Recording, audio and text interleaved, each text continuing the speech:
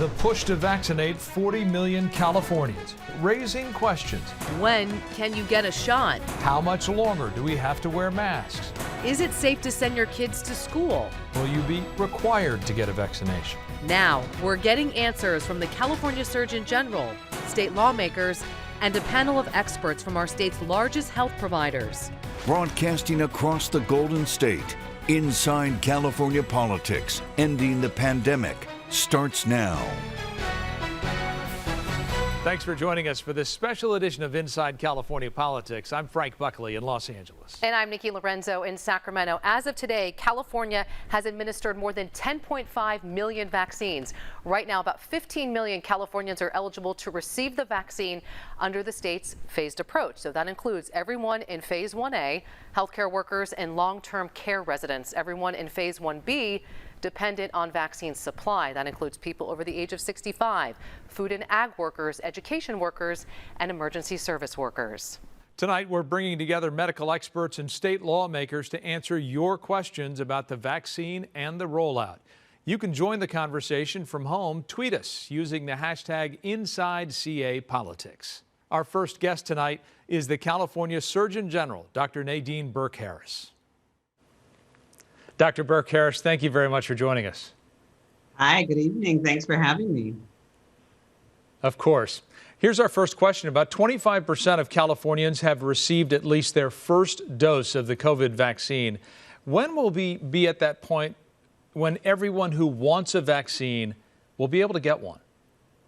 That's a great question. And what we've been focusing on here in California is really ramping up our capacity and making sure that when the federal government makes adequate supply of vaccine available, that we will be limited only by supply. So that's what we've been working hard on. We're really pleased with our federal partners in increasing the vaccine availability. We're very pleased that we have another vaccine available, the Johnson & Johnson vaccine that was just approved by the FDA. But, we anticipate that we will likely see an uptick in supply, hopefully in April. And, but the question of when will we get to the point when, everyone will have one, I hate to put a certain date because I don't want folks to be hanging their hopes on it, but we're hoping later this spring. I think we believe later this spring, we will have significantly increased supply in vaccine. All right, so let's say it's later this spring. If that goal is met, how soon will we be able to stop wearing masks, stop social distancing, and really return to a pre-pandemic lifestyle here in California? Well, we know that even when folks have been vaccinated, it's very important to continue to wear masks and social distancing and all of those things while we are ramping up to community immunity. And throughout this entire process, we have really relied on the science to guide us. And when we seek to answer that question, we're going to rely on the science. What we saw this week was that we had, new advice coming out of the CDC that individuals who have been vaccinated, who are indoors around other individuals who have been vaccinated, can ease up. They can go without the mask. They can go without socially distancing. So we see that the CDC really reviewed the science. Right now, the California Department of Public Health is reviewing the recommendations from the CDC. And so that's really what's going to guide us. Ultimately, we need to get to community immunity. And for COVID-19, we think that's about 75%, at least 75% of the population vaccinated. And when we have that percentage of the population vaccinated, that protects those who are vaccinated, but it also protects those who can't get the vaccine for whatever reason. And that's where we're trying to get to. We know that's the goal, but the rollout of the vaccine in California has been slower than in other states. We rank 29th out of 59 U.S. states and territories. There's been criticism over how our system has been set up. One of our viewers pointed out on Twitter that 40% of California inmates have been vaccinated, while vulnerable seniors have often had difficulty booking an appointment. Is the system fair? Should that be changed? is the system fair? We're working very hard to ensure that we have a fair system. And we have really been very thoughtful and rigorous. You know, I will be the first one to acknowledge that our rollout initially was challenging. It was not as fast as we would like for it to be. And we really heard from Californians. We listened and heard that folks felt like it was confusing. And so we really made an intentional effort to pivot and simplify. We recognize that, you know, we're a state, and so sometimes the pivot doesn't happen as quickly as people would like. But specifically speaking to the issue of California inmates being vaccinated at a certain rate, we have to recognize that for folks who are incarcerated, right, that we're still going according to the eligibility framework, right? So we are, so that piece I think is really important. We're working very hard to have a system that is equitable and to ensure that we are making as much vaccine as possible available for our California public. I want to ask you now about the issue of equity, and we're going to talk about some statistics here. Latinos in California, they have been disproportionately impacted by COVID-19, accounting for 55% of total cases, but just 17% of the vaccine doses have gone to Latinos. Also, less than 3% of those doses have gone to African Americans. Why isn't more being done? Well, California is in fact really has leading the nation in as far as our policy for vaccine equity. And I want to explain something. So you're absolutely right. When we look at the numbers, when it comes to our Black and brown communities and the rate that they have received vaccine, it looks awful, right? But when we dive into those numbers, we want to unpack that and understand how did we get there. One of the key things was that when we started rollout, and much like many other states, it was really important that we vaccinate our healthcare providers first. And that's a way to shore up our healthcare infrastructure. And it's a really good thing that we did, because we all saw, unfortunately, we all lived through the surge over the holidays where our healthcare system was taxed to its max. So it was incredibly important, and we saved lives and prevented excess deaths by safeguarding and supporting our healthcare infrastructure. But one of the unfortunate, really challenging things about that is that when we're vaccinating our healthcare providers first, unfortunately, the demographics of our healthcare providers doesn't reflect the diversity of California. And so we know that Black and brown individuals are underrepresented among our healthcare workforce. And that is a big part of the reason why Governor Newsom announced last week that California is implementing an equity strategy, which includes allocating doses according to disease burden, right? So what we see is that our using the metric of our Healthy Places Index, which is a measure of all the things that communities need to be able to keep themselves healthy. The lowest 25% of the population in terms of our Healthy Places Index socioeconomic status experience almost 40% of COVID disease and death. And so California is really taking one of the most forward-leaning stances on equity by allocating 40% of vaccine to that quartile of the population.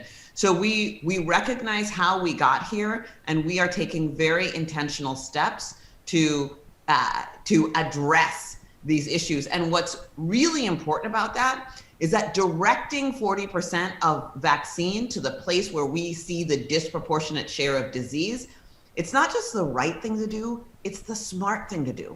It's the fastest way to end this pandemic, because those communities that have the highest burden are also seeing the highest spread. And so if we want to get to more quickly reopening our communities, targeting vaccine according to disease burden is absolutely the right way to go.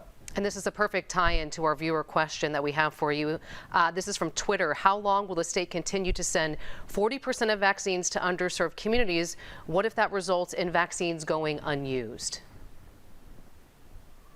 So, that's a freak question that we hear is, if we send the vaccines to the underserved communities, are they going to go unused? I assure you, there are no doses that are going to go unused. The way that it works is that when we target vaccines to underserved communities, if there are excess vaccines at the end of the day, they can be released on a first come, first serve basis. One of the obligations that we have as a state is not simply to allocate vaccines and say we hope they get to the population that need them most, right? But in fact, to ensure that we are supporting communities, especially these communities that have been on the receiving side of underinvestment for many, many years, to make sure that they have trusted messengers, that we're connecting and lifting up with the community supports to make sure that the folks who are in greatest need of the vaccine can get the vaccine.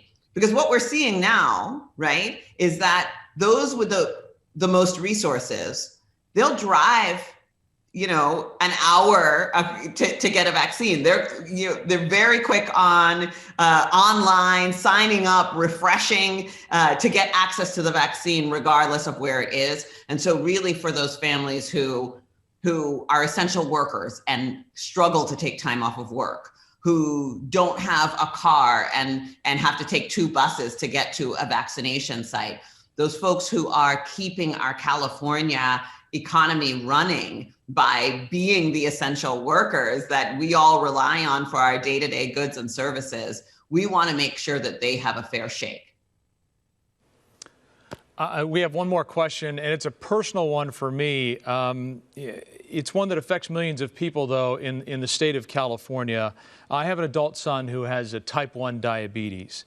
The data shows that people with T1D have similar risks in terms of the severity of outcomes with COVID-19 as people with type 2 diabetes. 23 states out of the 30 that prioritize health factors have made people with type 1 diabetes a priority.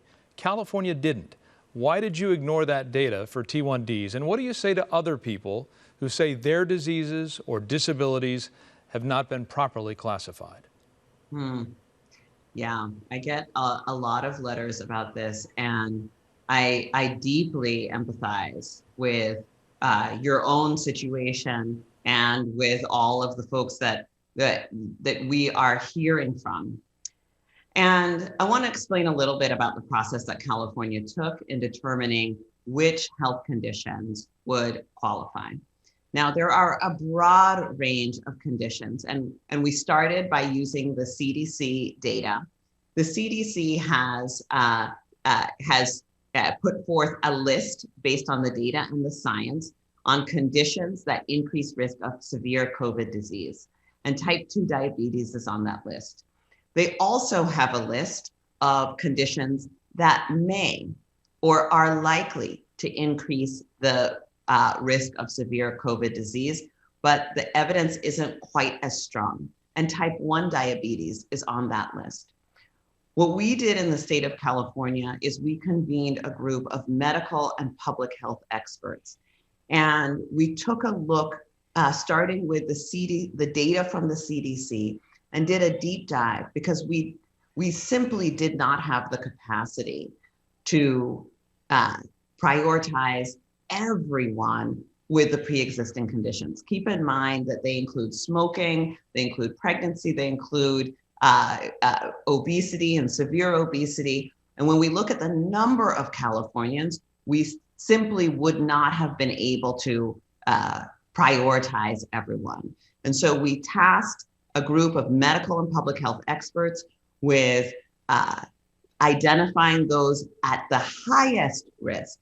And that was a subset of health conditions that were made eligible. And we recognized that was extremely disappointing for many folks. And as we hope that as more vaccine supply comes into the state, that we're able to open that up some more.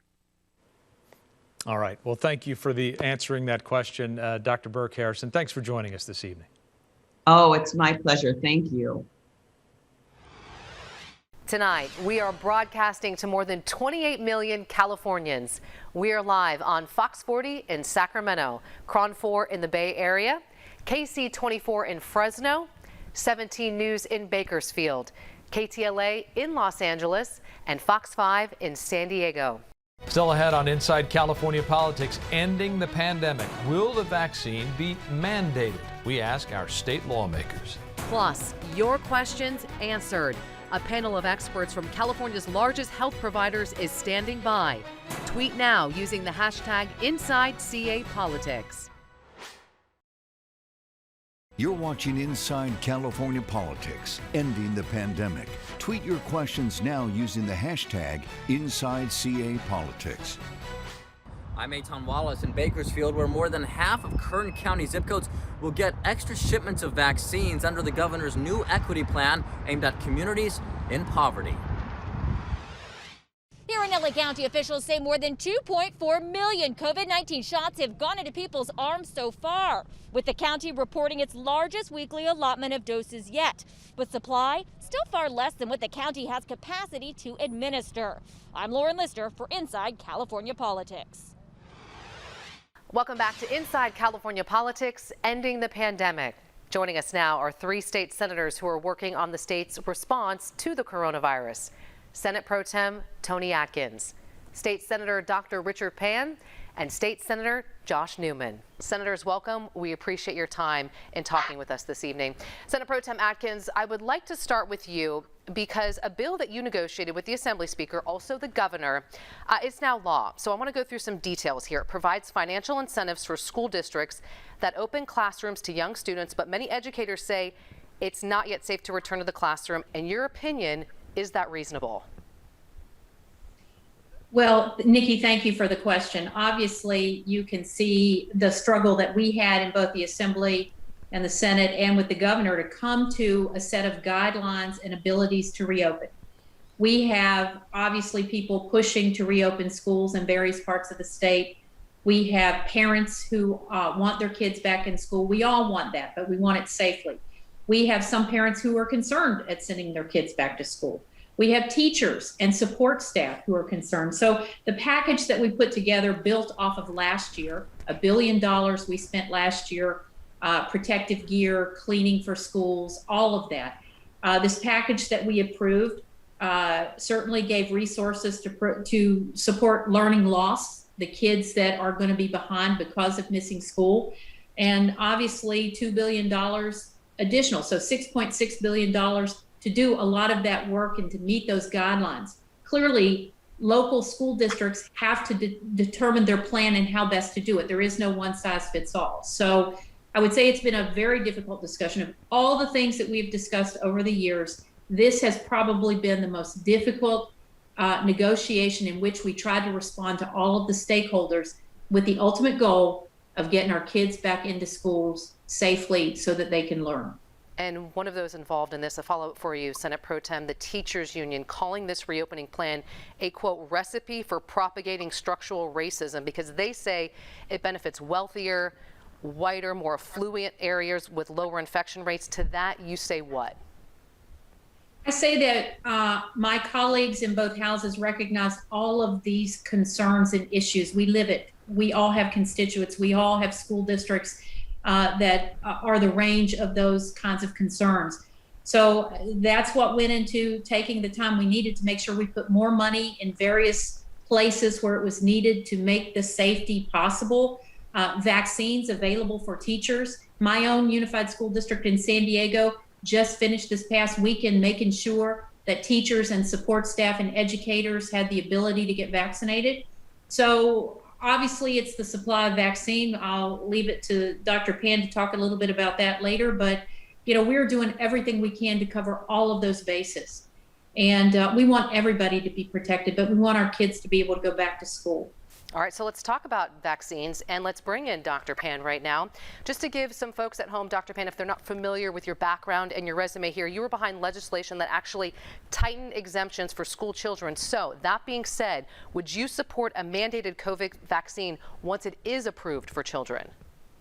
This is not the time to talk about mandating COVID vaccines, particularly for children. As you mentioned, they actually aren't approved for children yet. And we actually still have a shortage of vaccine in terms of trying to vaccinate everyone who actually wants the vaccine.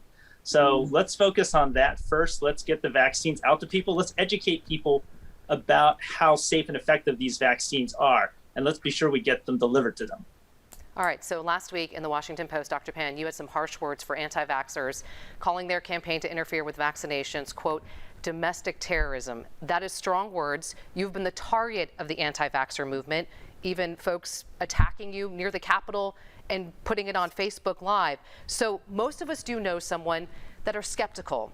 They don't want to be the first to get the vaccine. So what would you say to those people that aren't comfortable right now? It's certainly reasonable to have questions about the vaccine, to have honest questions, and let's get you honest answers. We want people to go to trusted sources for that information. So if you have questions about the vaccine, please talk to your own doctor. You can go look for information at the Department of Public Health. You can look for information over at the CDC. You can look at professional societies as well. Don't just look at your Facebook feed. But what we do also have to address, though, is that we had an incident where we had people actually block the entrance to a vaccination site that caused the vaccination site to close. That's a problem when people are actually preventing other people who want the vaccine from getting it through their own actions. And that's what I was calling out in my op-ed. Trust the experts. Don't trust all those Facebook posts that you see all the time. State Senator Newman, I want to bring you in now. I want to talk about just the process and what we've seen here in the pandemic response, because you are the chair of a special committee tasked with looking into what has gone right, what has gone wrong, what can be improved with our response. One thing that's happening right now in real time is the vaccination process. We all know it has not gone well. California has been criticized for that. We're way behind in other states with people getting vaccinated. Meanwhile, some people are actually manipulating the system, getting appointments before they qualify.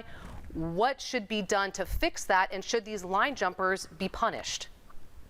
So, as you noted, it is a challenge. This would be a challenge in any event, but California, by virtue of its size and its geography, it's super complicated getting this done. So it's important to note that the primary challenge or the limiting factor so far has been access to federal supply. So, limited federal supply has been then distributed across the state, and the state is big. I mean, at any time, there's over 2,200 different entities that are involved in administering vaccines.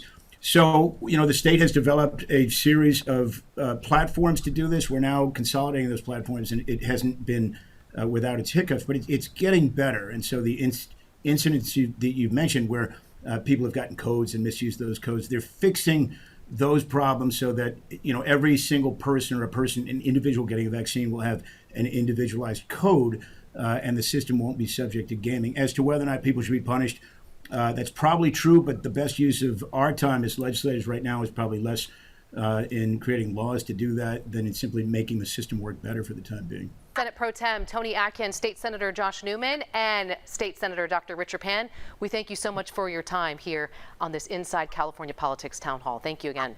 And one more note on this, we've extended an invitation to the Republican leader of the state Senate, Scott Wilk. We hope to have him on a future episode of Inside California Politics. Still ahead on Inside California Politics, ending the pandemic.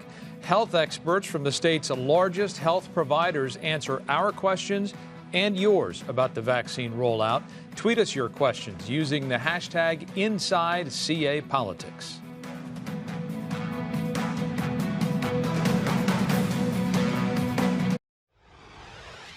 Here in San Diego, several sites have opened throughout the county to help vaccinate as many San Diegans as possible against COVID-19. More than 1 million doses have been administered, though progress has been slow at times. Some vaccination sites have had to temporarily shut down operations on and off due to delays in receiving doses of the vaccine. However, new this week, the San Diego Fire Rescue Department plans to begin administering the single-shot Johnson & Johnson vaccine. I'm Kasia Grigorczyk for Inside California Politics. And welcome back to Inside California Politics, ending the pandemic. Tonight we are broadcasting live statewide, getting answers to your questions. And joining us now is a panel of medical experts representing health systems from across the Golden State. Here is our panel: UC Davis Health CEO Dr. David Lebarsky, Stanford Medicine Infectious Disease Specialist Dr. Yvonne Maldonado, Clinical Lead for Kaiser Permanente's Coronavirus Response Dr. Stephen Perotti, Chief Physician Executive for Common Spirit Health Southwest Division, Dr. Nicholas Testa, CVS Health Senior Vice President and CVS Caremark Chief Medical Officer, Dr. Sri Chagaturu, and UCLA Health Faculty Practice Group President, Dr. Eve Glazier. And we welcome all of you to our broadcast. Thanks for being here. We have a variety of questions, including some from our viewers on Twitter at the hashtag InsideCAPolitics. Let's start with Dr. Maldonado. You were a member of Governor Newsom's Scientific Safety Review Work Group. That's a group of doctors who advise the state on the safety of COVID-19 vaccines. We know these COVID vaccines were produced in record time. And one question we have from a viewer is, how can we be sure there are no long-term side effects? Well, the answer to that is you can never really know for sure what long-term effects there might be, but we have many, many decades of experience with several vaccines tracking over time and understanding what safety signals we need to follow. And these vaccines have been produced under remarkably safe circumstances. The data that is being analyzed now through CDC and many other portals, federal and non-federal, indicate that they are quite safe and have not raised any safety concerns at this time. But we will continue to monitor these ongoing through the FDA, through the CDC, and through the state as well. Okay. Dr. Lebarsky, let's go to you. A study released by Sergo Ventures showed 15% of healthcare workers are declining vaccinations over safety or effectiveness concerns. Have you had any issues with staff declining vaccines? And should healthcare workers be required to get vaccinated? Also, why should I trust the vaccine if my doctor won't get it? Well, I think those are really good questions. And I'm happy to say that at least at UC Davis, more than 95% of our employees have actually chosen to get the vaccine. And we have effectively wiped out transmission of COVID-19 within our organization of more than 14,000 people. We only had one case of COVID all of last week, and that was from one of the very few people who decided not to get vaccinated. Virtually 100% of our nurses and physicians have chosen to get vaccinated because we believe we've had a good communication campaign that has highlighted that, well, while we don't know about long-term side effects, we do know that 50 million vaccinations, short-term side effects are virtually non-existent. We don't believe that there will be many long-term side effects. We can't know that for sure. We do know that COVID is a very serious disease, and that even people who are moderately or even asymptomatically infected can have long-term, long hauler COVID effects of malaise and fatigue and other issues. So the vaccine is infinitely better than taking the risk of getting COVID. Very good point. Doctor, thank you for that. Dr. Chagaturu, CVS, now giving vaccines at 272 locations across the state. Are you receiving enough vaccine supply? And how long do you expect until anyone can just walk into a CVS pharmacy and get a shot similar to getting a flu shot? Thanks. And so over the past couple of months, the supply of vaccines has been incredibly tight, but it continues to expand week by week. And across CVS Health, we have 10,000 stores across the country, and we have the capability to do 20 to 25 million vaccinations per month. And so we see ourselves continuing to expand on a week by week basis the number of stores that we can offer vaccinations, and look forward to continuing to expand vaccinations across California. We have been providing vaccinations across skilled nursing facilities and long-term care facilities as well. As part of the long-term care program, have completed over 4 million shots, and 625,000 of those have been in California skilled nursing facilities and long-term care facilities. Dr. Chakaturi, let me ask you a follow-up question. Last month, there were reports of a retail pharmacy throwing away doses. What does CVS do with leftover doses at the end of each day, if there are any? That's an unfortunate story, and we have really taken a lot of care to make sure that we do not have any unused doses at the end of a session. And so the way that we've set up our operations is that we have metered appointments. We have very clear visibility on how many people are going to be coming in. On any one given day, we're following CDC's protocols in terms of managing the product to ensure that it doesn't spoil. And then given that we know how many people will be coming in any given day, we have the appropriate amount of doses. If there are any additional doses that are left at the end of the day, we are able to reach out to individuals who would meet criteria for vaccination, given that we have deep relationships with our patients through our pharmacy operations, and bring people in for vaccinations with those any leftover doses. But we're really seeing very few unused doses at the end of this session and do not have that problem of excess waste.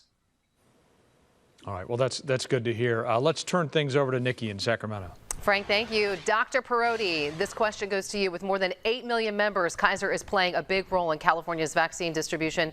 But many of your own members, they've had difficulties getting an appointment. They've even gone to other providers to receive their vaccines. How is this being addressed? Yeah, this is really the story of needing more. And I am very happy that we are starting to get a larger allocation from the state, and that the federal government is taking action to produce even more vaccine. It's really a three-pronged strategy as I see it. Kaiser Permanente has stood up the operations within our own clinics and within our own footprint. And in fact, we need it more. So we've actually expanded to Cal Expo. We've expanded to literally high school gyms in some parts of the state to make sure that we've got enough space to accommodate our large membership that you were just referencing. And then the third pronged strategy is getting it into the community. So in places where community leaders, counties are asking us to stand up what we call pop-up clinics, where we show up and literally vaccinate our large membership where people are. So vaccination in place is the third part of our strategy. So it's going out to the community and also having the accommodation to have them come to our facilities as well. Dr. Perotti, thank you. Dr. Testa, this question is for you. Vaccine supply is playing a role in who can get vaccinated in different counties. So with locations across the state and more people becoming eligible to be vaccinated, how is Dignity Health ensuring the right people are getting the shots? Is it simply an honor system? So, I touch on the point that Dr. Perotti made, is that the key is bringing the vaccine to the people who need it. So it's not an honor system. In all the vaccine clinics that we've been setting up, we go through a pretty rigorous process of screening the individuals to make sure they're meeting the tier criteria. But beyond that, if we just hang the sign out there saying, come get vaccinated, we're not going to hit the most in-need population. So we just recently did an event where we vaccinated 20,000 Medi-Cal patients over 65. And we did that in partnership with LA Care, really focusing on those patients who needed the vaccine, and then who also we really needed to bring the vaccine to them. So I think the key thing in it is partnership. And as you know, as we do this, town hall tonight, we've all at some point or another had to partner together to make this an effective process across California. Working together. Sounds great. I want to follow up, Dr. Testa, with you. So right now, many of the people eligible for a vaccine right now, let's be honest, over 65, not all tech savvy, not that there's anything wrong with that, but what's being done to make sure it's as easy as possible for someone to get an appointment? So we've tried as many paths as possible.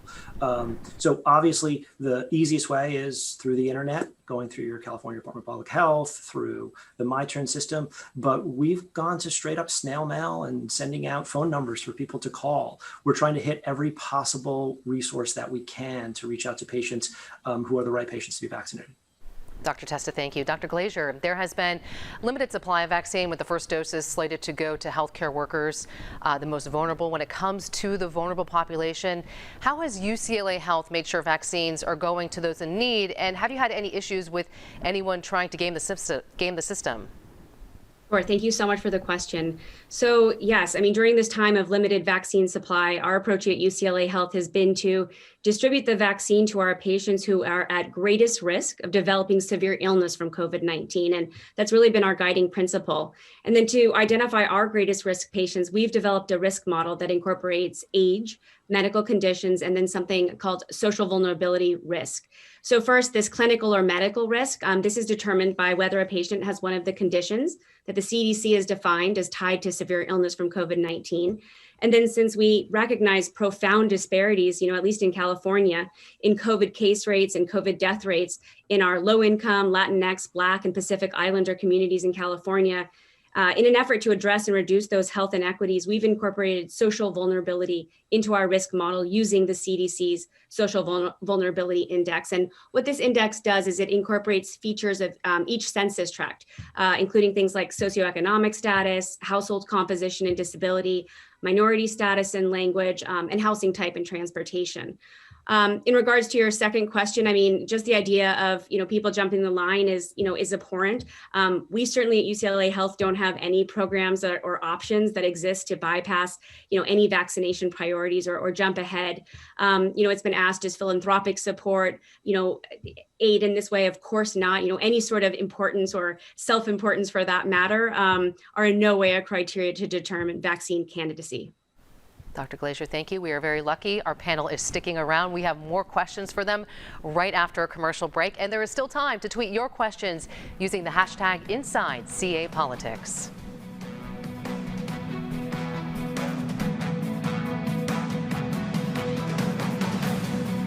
You're watching Inside California Politics, Ending the Pandemic. Tweet your questions now using the hashtag InsideCAPolitics. I'm Karma Dickerson, coming to you from one of a handful of public vaccination sites across Sacramento County. At this point, about 6.5% of the total population has been fully vaccinated, and supply continues to be an issue.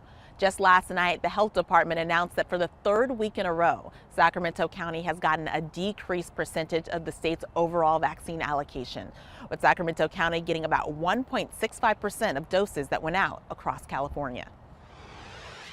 I'm Alexander Balaki, and here in the Central Valley, the epicenter of the breadbasket of the world. And here at Fowler Packing in Fowler, California, hundreds of farm workers are lining up to get at least their first dose of the vaccine.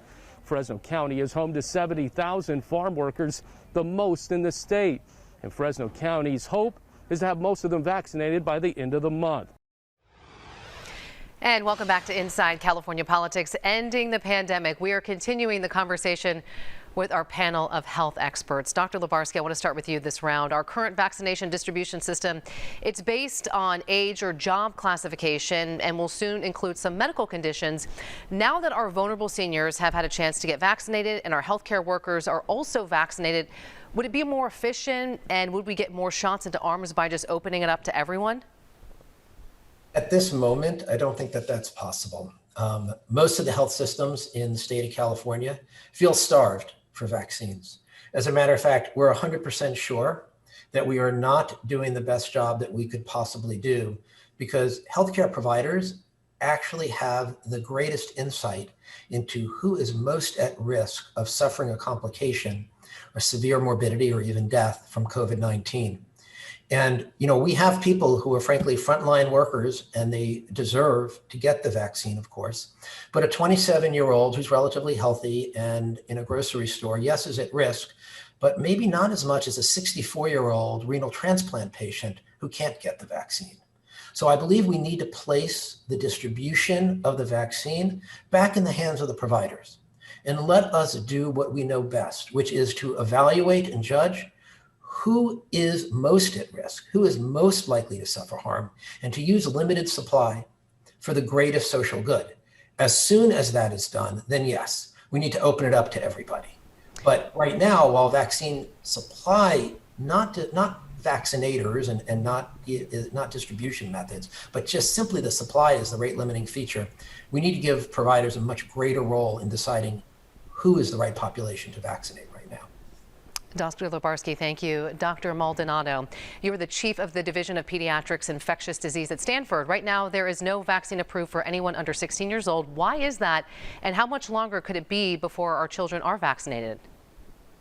Well, yeah, that's a great question. I'm also the chair of the Committee on Infectious Diseases for the American Academy of Pediatrics, and we monitor and provide guidance for 67,000 pediatricians around the country around vaccines in general. And we were very clear last year, as soon as we knew that vaccine trials were starting, that we wanted children to be considered as part of vaccine trials as quickly as possible. Now, given the rapidity, the almost miraculous rapidity and safety that these vaccines have been rolled out within less than a year, it's understandable that families want their children to be vaccinated, but we also want to make sure that that's done safely.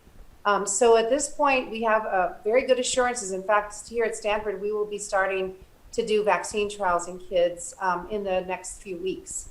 And so we anticipate, if all goes well, that there will be vaccines for preteens and adolescents, hopefully by this fall, and for even younger children, even infants and toddlers, towards the end of the year and the beginning of next year. But these studies have to be done the way we do all vaccine trials, and that is a staged approach with safety at top of mind and then effectiveness as well. We have a question from Twitter right now from Max. Dr. Maldonado, I want to address this question to you. If someone is pregnant, trying to conceive, or breastfeeding, can they still get a vaccine?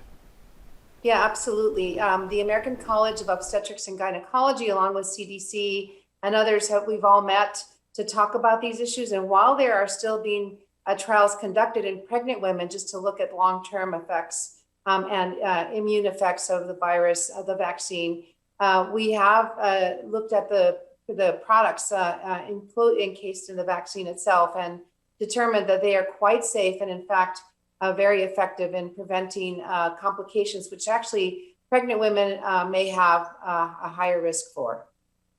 Dr. Maldonado, thank you. We want to answer another viewer question from Twitter. This is going to go to Dr. Chagaturu. This question says, this person, they're severely allergic to many things. They want to get the vaccine, but they hear people with allergies should not get it. What is your recommendation? So immunizers are trained in the safe administration of vaccines. And so it really starts with knowing that healthcare providers know how to manage, if in the rare case that there was an adverse event, how to make sure that you're safe from that event. But beyond that, we ensure that as you are screened for the vaccine, that we ask you specific questions about your prior history of allergies.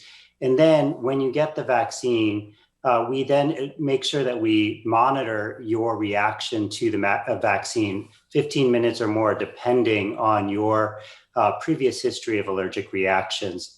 And then lastly, vaccinators have all of the necessary equipment to make sure that you are provided medications like epinephrine or antihistamines if needed, and to make sure that you get the proper care that is required if in the rare case you have an allergic reaction. But across CVS Health and across all the vaccination sites across the country, the vaccinators are very well prepared to manage the very rare risk that anaphylaxis or allergic reactions occur. Doctor, thank you. Let's turn things over to Frank in Los Angeles. All right, Nikki, thank you. Here's a question for Dr. Perotti. Has the emergence of coronavirus variants that are more transmissible, have they changed Kaiser's response to the pandemic, and will that impact herd immunity?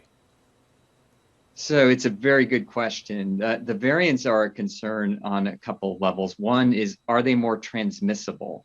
Meaning, do they spread easier? And some of them do have that capacity.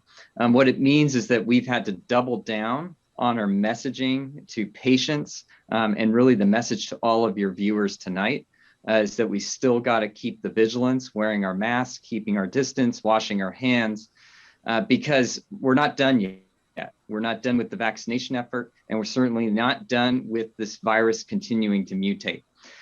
So the second thing that I think the variants really raise is the question around, will the vaccines remain effective against this particular virus or the other variants? Right now, most of the variants appear to still be susceptible to the vaccine. So we're recommending on forging ahead, making sure that everyone gets that dose as soon as they're available. And I know that the National Institutes of Health, as well as some other parts of our federal government, are actively looking at any of the other variants that are potentially what we call escape variants from the vaccines, and preparing for being able to vaccinate against those as well. All right. Let's move to Dr. Testa. We're receiving new guidance from the CDC about what fully vaccinated people can do now. For example, we know that 2 fully vaccinated people can gather indoors together with no masks, according to this guidance. Do you think at some point a vaccine ID or a passport should be required to attend certain activities like a concert or to travel? I think the vaccine passport is going to be a real and important part of preventing this pandemic and pandemics in the future. Any pandemic happens because of travel, right? So one of the opportunities is to enhance that passport concept. We all at some point, if we've traveled internationally, had one of those yellow cards that said if we got yellow fever vaccine. So it's not a new concept. The challenge is to look at it as a digital platform is complex. So the one thing we don't want to do is rush into that as a digital platform, because it's carrying personal, private, healthcare protected information. And the last thing we want to do is to rush to create that and create something that has vulnerability that we're introducing into the process. So yes, I think it's a great opportunity. It just has to be done correctly and wisely. All right. Dr. Testa, thank you for that. Of course, we didn't get to all of our questions on Twitter. I do want to invite all of you on our panel to answer some of the questions directly from some of our viewers right on Twitter. Thank you very much for appearing on our program. Inside California Politics, ending the pandemic. We'll return after the break.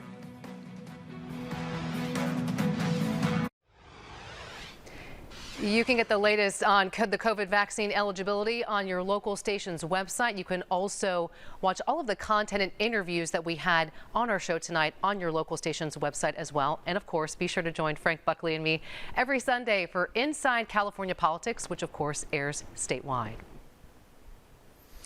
We want to thank you, Nikki. Thank everyone for joining us tonight. As one of the doctors just told us, it's not over yet. We need to continue to socially distance and wear our masks until it is over. We can see light at the end of the tunnel, so we just have to keep going. Nikki, thanks a lot. Frank, thank you. And thank you for joining us. Have a good night.